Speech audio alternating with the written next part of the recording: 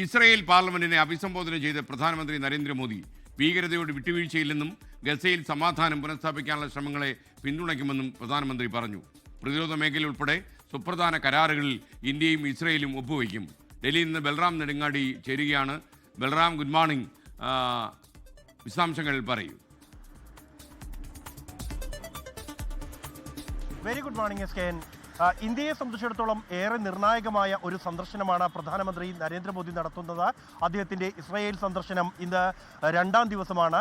കഴിഞ്ഞ ദിവസം അദ്ദേഹം ഇസ്രായേലിലെ പാർലമെന്റിനെ അഭിസംബോധന ചെയ്തിരുന്നു. ഭീകരതയോട് വിട്ടുവീഴ്ചയില്ലാത്ത നയം സ്വീകരിക്കുമെന്നും ഭീകരതയ്ക്കെതിരായ പോരാട്ടത്തിൽ ഇസ്രായേലിൻ്റെ സഹകരണവും പ്രധാനമന്ത്രി അഭ്യർത്ഥിച്ചിട്ടുണ്ട്.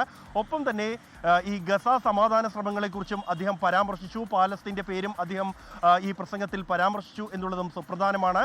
വലിയ സ്വീകരണമാണ് പ്രധാനമന്ത്രിക്ക് ഇസ്രായേലിൽ ലഭിച്ചത്. തുടർന്ന് ഇസ്രായേലിൻ്റെ പരമോന്നത പുരസ്കാരവും അദ്ദേഹത്തിന് ലഭിച്ചു. ആദ്യമായാണ് ഒരു ഇന്ത്യൻ നേതാവ് ഇസ്രായേലിനെ അഭിസംബോധന ചെയ്ത് പാർലമെന്റിനെ അഭിസംബോധന ചെയ്ത് സംസാരിക്കുന്നത് എന്ന പ്രത്യേകതയും ഇത്തവണത്തെ അദ്ദേഹത്തിൻ്റെ സന്ദർശനത്തിനിടെ ഉണ്ടായി. ഇന്ന് നിർണായകമായ നിരവധി കരാറുകളിൽ ഇരു രാജ്യങ്ങളും തമ്മിൽ ഒപ്പുവയ്ക്കും. അതിൽ ഏറ്റവും പ്രധാനം ഇസ്രായേൽ പ്രധാനമന്ത്രി ബെഞ്ചമിൻ നെതന്യാഹുവുമായി പ്രധാനമന്ത്രി നരേന്ദ്രമോദി ഉഭയകക്ഷി ചർച്ചകൾ നടത്തും. ഈ ചർച്ചയ്ക്കിടെ പ്രതിരോധ മേഖലയുമായി ബന്ധപ്പെട്ടുള്ള നിർണായകമായ കരാറുകൾ, അതിൽ ഏറ്റവും പ്രധാനം വ്യോമ പ്രതിരോധ മേഖലയുമായി ബന്ധപ്പെട്ടുള്ള ചില സാങ്കേതിക വിദ്യ കൈമാറ്റങ്ങൾക്ക് ഈ കരാറുകളിൽ ഒപ്പുവെക്കുന്നുണ്ട് എന്നുള്ളതാണ്.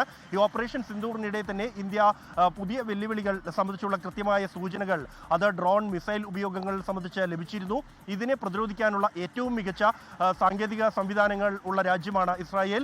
വ്യോമ പ്രതിരോധത്തിനായുള്ള സംവിധാനങ്ങൾക്കുള്ള കരാറുകളിൽ ഒപ്പുവയ്ക്കും. ഒപ്പം തന്നെ 6 ടാങ്കർ വിമാനങ്ങളുടെ സാങ്കേതിക വിദ്യ കൈമാറ്റം സംബന്ധിച്ചുള്ള കരാറുകളിലും ഒപ്പുവയ്ക്കും. ഇതടക്കമുള്ള പ്രതിരോധ കരാറുകളാണ് പരിഗണനയിലുള്ളത്.